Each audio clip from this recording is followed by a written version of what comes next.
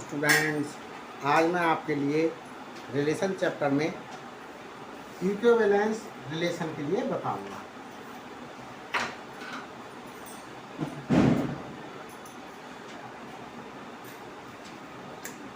Equivalence relation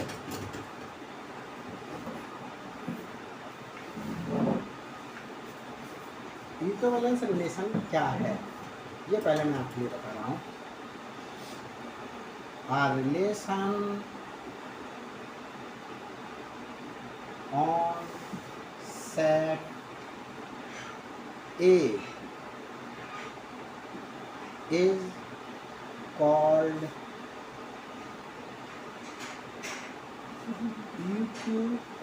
equivalence relation.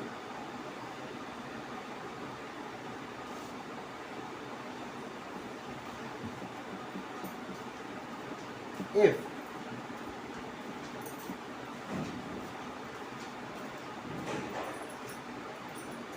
R is reflexive,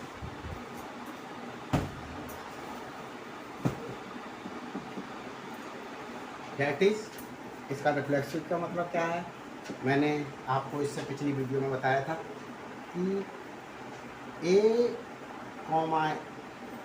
A belong कर रहा हो R में for all A belongs to A. R is symmetric.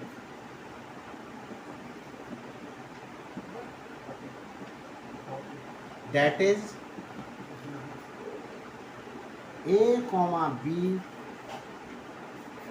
अगर R में belong कर रहा है तो मैं ये दिखा सकूं कि B, A भी R में बिलोंग कर रहा है, तो ये क्या होगा, सिमेट्रिक रिलेशन होगा। Third,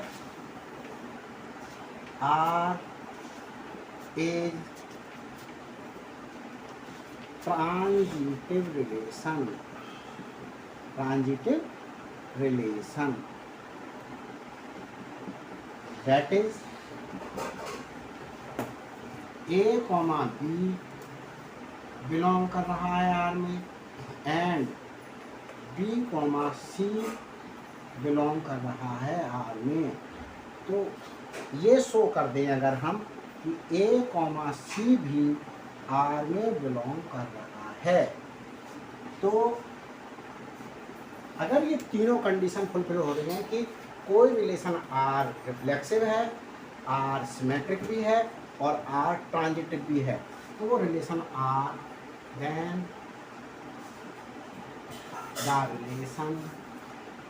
the relation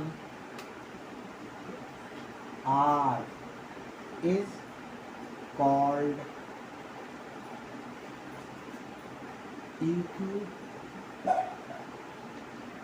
equivalence relation.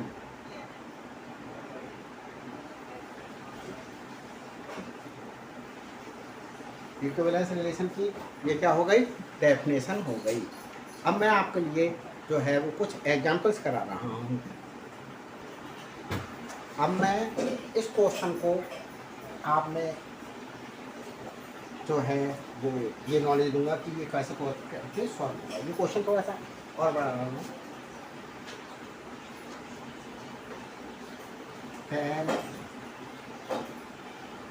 Which is reflexive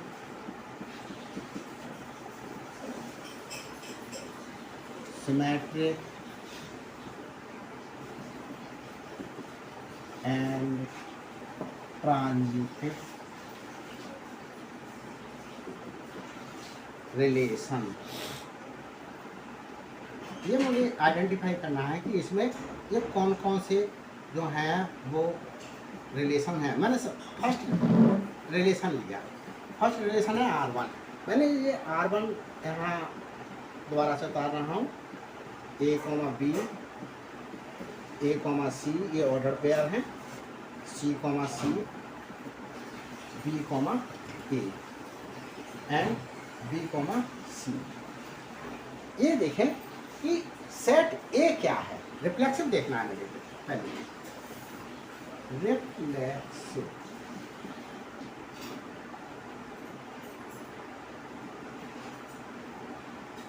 ये देखना है कि ये जो रिलेशन R1 है ये रिफ्लेक्सिव रिलेशन की कंडीशन को फुलफिल कर रहा है या नहीं कर रहा है। रिफ्लेक्सिव रिलेशन की कंडीशन को फुलफिल तभी करेगा जब ए में बिलोंग करने वाले सारे एलिमेंट्स खुद से ही रिलेटेड हों। मीन्स ए कॉमा ए ऑर्डर पेयर बिलोंग करना चाहिए सेट R1 में। तो देखें ए कॉमा ए ये बिलोंग कर रहा है R1 में। बी कॉमा बी देखें बी कॉमा बी है, बी कॉमा बी बिलोंग नहीं कर रहा है। बी कॉमा बी मैं इसमें इंक्रीज कर देता हूँ क्वेश्चन। बी कॉमा बी देखें ये बिलोंग कर रहा है और ये सी एलिमेंट से जो ऑर्डर पेयर बनेगा सी कॉमा सी ये भी बिलोंग कर रहा है। तो मैं यहाँ लिखूंगा कि इस एलिमेंट से बना हुआ ऑर्डर पेयर इस एलिमेंट से खुद से ही रिलेटेड एलिमेंट से जो है बना हुआ ऑर्डर पेयर और सी से बना हुआ ऑर्डर पेयर जो है वो बिलोंग कर रहे हैं R1 में। इसका मतलब ये हुआ कि जो R1 है इज रिफ्लेक्सिव रिलेशन। तो ये रिफ्लेक्सिव रिलेशन की कंडीशन को फुलफिल कर रहा है। अब मैं आपके लिए इसमें ये बताऊंगा कि ये रिलेशन सिमेट्रिक जो है वो रिलेशन की कंडीशन को फुलफिल कर रहा है या नहीं कर रहा है। अब मैं सिमेट्रिक रिलेशन देख रहा हूँ इसमें। सिमेट्रिक रिलेशन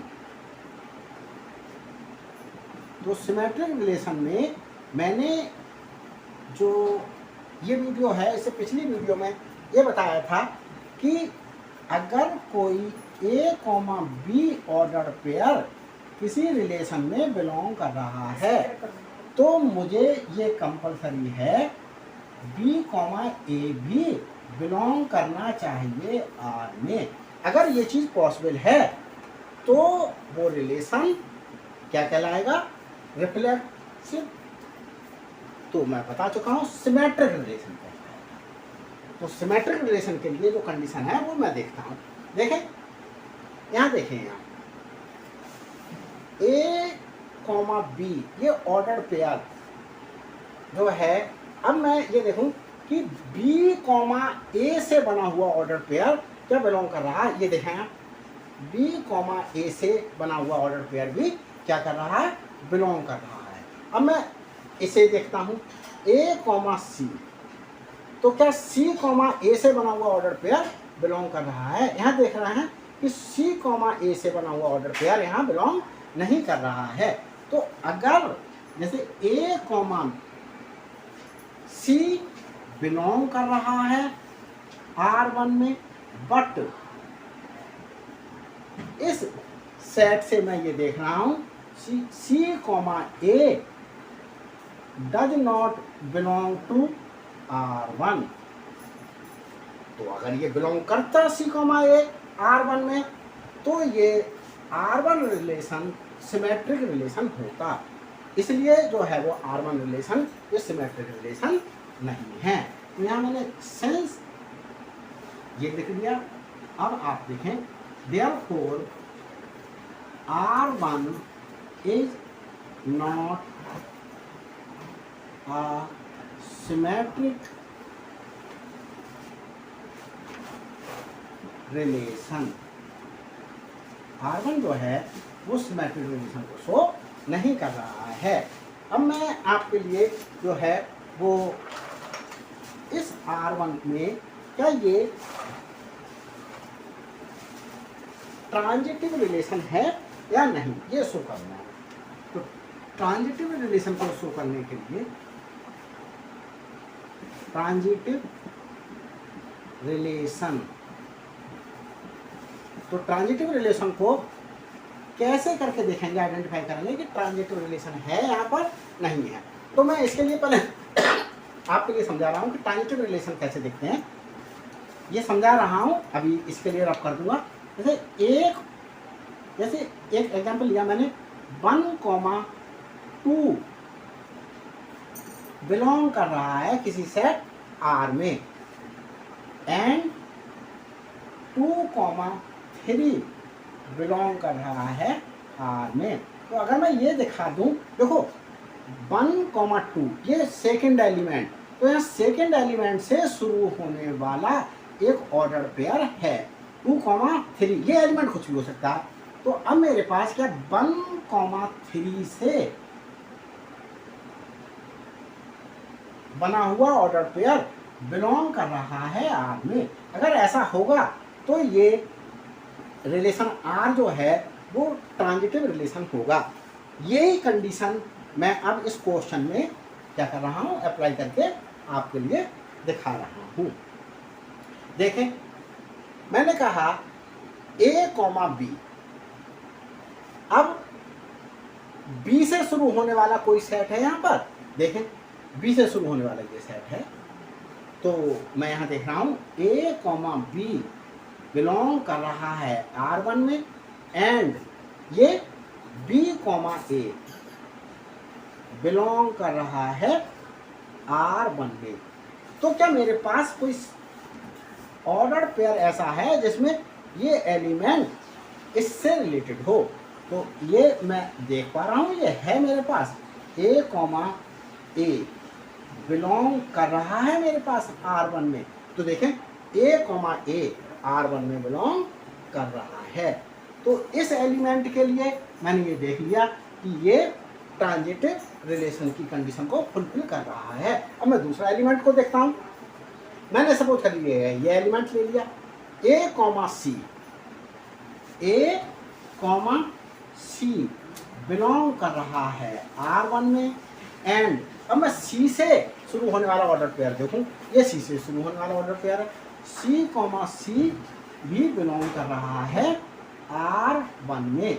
तो मुझे क्या दिखाना है? तो मैं क्या ये दिखा पा रहा हूँ कि A, C से बनने वाला ऑर्डर पेयर बिलोंग कर रहा है R1 में या नहीं कर रहा है? तो A, C से बिलोंग करने वाला ऑर्डर पेयर क्या कर रहा है? बिलोंग कर रहा है R1 में। तो इस सेट से भी ये ट्रांजिटिव रिलेशन की कंडीशन को फुलफिल कर रहा है। अब मैं क्या करूं, इसके लिए देख लूं B, A बिलोंग कर रहा है R1 में। क्या A से शुरू होने वाला कोई भी सेट है? तो देखें A से शुरू होने वाला ये सेट है।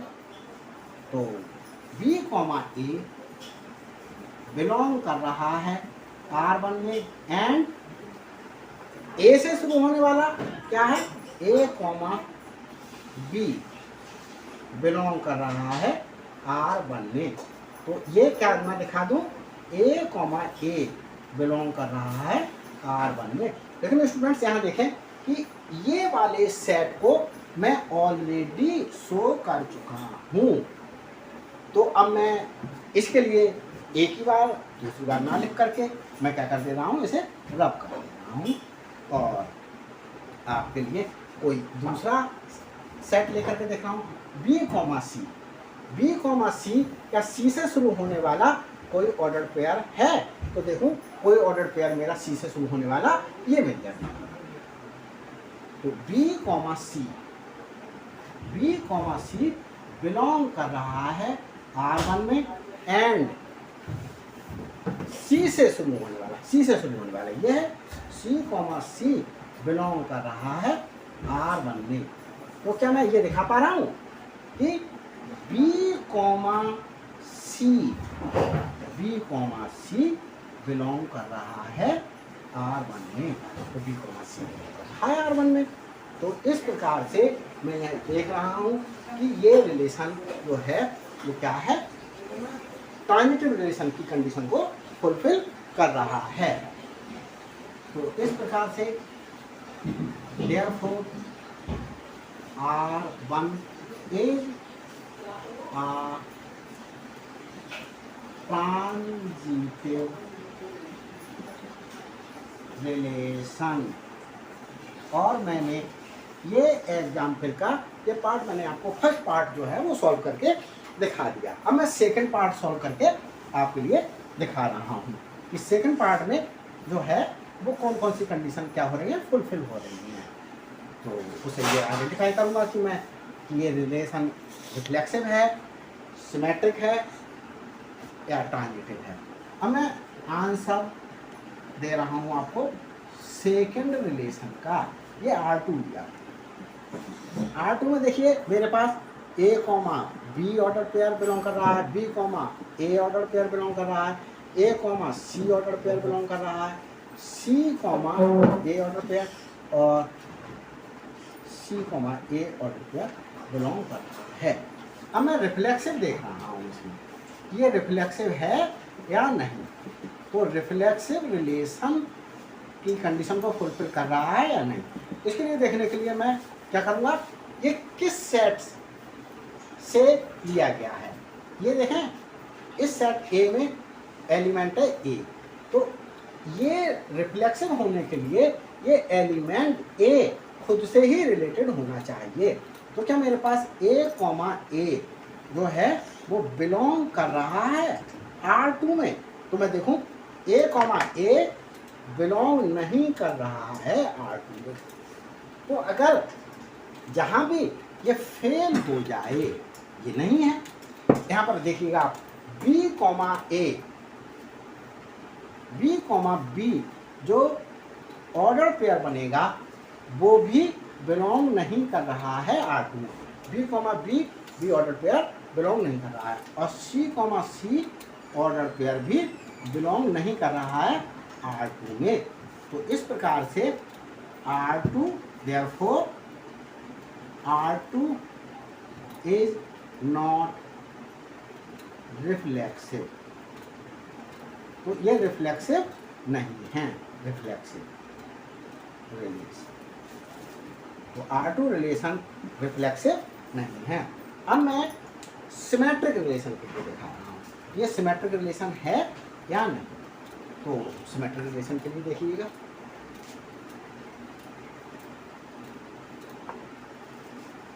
Symmetric relation. तो सिमेट्रिक रिलेशन के लिए क्या कंडीशन थी, सिमेट्रिक रिलेशन के लिए कंडीशन देखिए, A, B बिलोंग कर रहा है, A, B बिलोंग कर रहा है R2 में। तो क्या मैं यहाँ ये दिखा पा रहा हूँ कि B, A भी R2 में बिलोंग कर रहा है। तो देखें B, A R2 में बिलोंग कर रहा है, बिलोंग कर रहा है R2 में। तो इस ऑर्डर पेयर के लिए ये क्या हो गया, सिमेट्रिक है।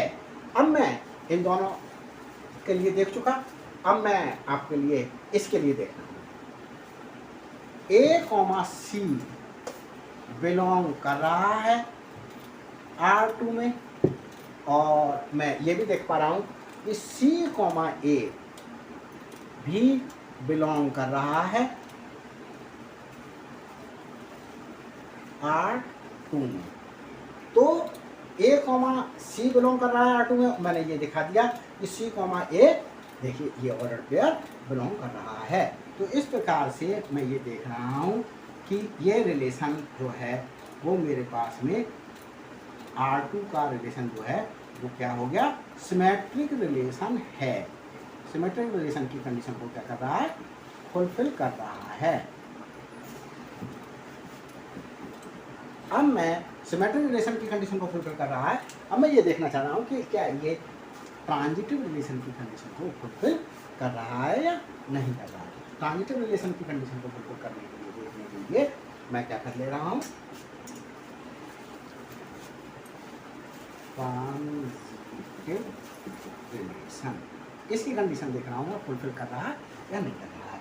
ट्रांजिटिव रिलेशन की कंडीशन ये थी कि जैसे A, B ये ऑर्डर पेयर है, ये बिलोंग कर रहा है R2 में, एंड B से शुरू होने वाला ऑर्डर पेयर है, देखिए ये पीछे शुरू हो रहा है, B, A बिलोंग कर रहा है R2 में। लेकिन मैं देख रहा हूं कि इस ऑर्डर पेयर का फर्स्ट एलिमेंट और इस ऑर्डर पेयर के सेकंड एलिमेंट से related order pair A, does not belong to R2।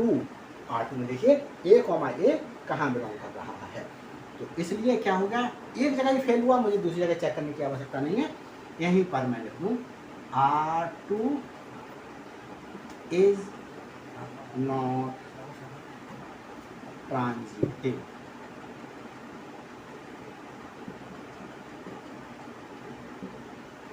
तो ट्रांजिटिव नहीं है ये, तो मैंने इसमें सेकंड क्वेश्चन में जो है वो इसके शो कर दिया आपके लिए कि ये रिफ्लेक्सिव है, सिमेट्रिक है, ट्रांजिटिव है, ये आपको मैंने दिखा दिया। अब मैं आपको इसको क्वेश्चन के थर्ड पार्ट को शो कर रहा हूँ। इस थर्ड पार्ट को देखिएगा। थर्ड पार्ट में मैं क्वेश्चन को सबसे पहले उतार रहा हूँ। R3 है A, B, C order pair है, C, A। अब मैं ये देख रहा हूँ आपके लिए, देखो रिफ्लेक्सिव देखें, रिफ्लेक्सिव रिलेशन पूरा वर्ड ना लिख करके मैं रिफ्लेक्सिविटी भी लिख सकता हूँ। रिफ्लेक्सिविटी, ये रिफ्लेक्सिविटी मुझे चेक करनी है। तो रिफ्लेक्सिविटी चेक करने के लिए मैं ये देखूं कि सेट ए में एक एलिमेंट है A, तो A का A से ही रिलेटेड कोई ऑर्डर पेयर क्या बिलोंग कर रहा है R3 में। तो देखो A, क्या R3 में बिलोंग कर रहा है, देखो ये A, B है, ये B, C है, ये C, A है, तो A जो ऑर्डर पेयर है वो बिलोंग नहीं कर रहा है। तो इसलिए मेरे पास में यहाँ फेल हो गया कि रिफ्लेक्सिव रिलेशन नहीं है। R is not reflexive. तो अब मैं देखूंगा कि ये सिमेट्रिक रिलेशन है या नहीं, सिमेट्रिक रिलेशन की कंडीशन को फुलफिल कर रहा है R3 या नहीं। तो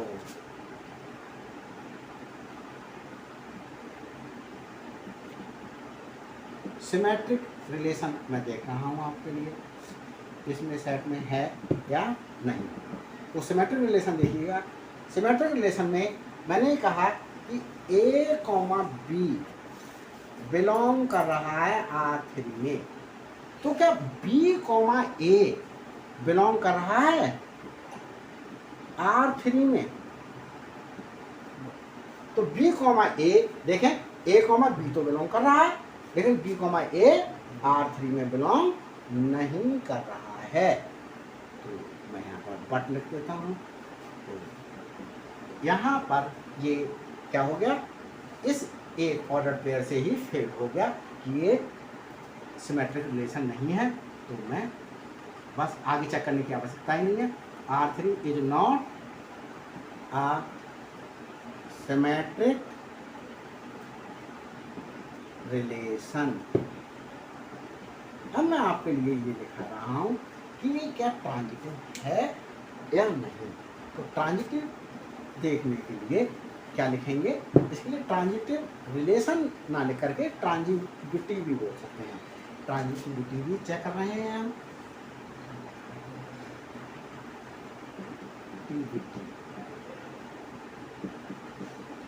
ट्रांजिटिविटी चेक कर रहे हैं, कैसे चेक करेंगे ट्रांजिटिविटी, देखिए A, B order pair belong कर रहा है R3 में।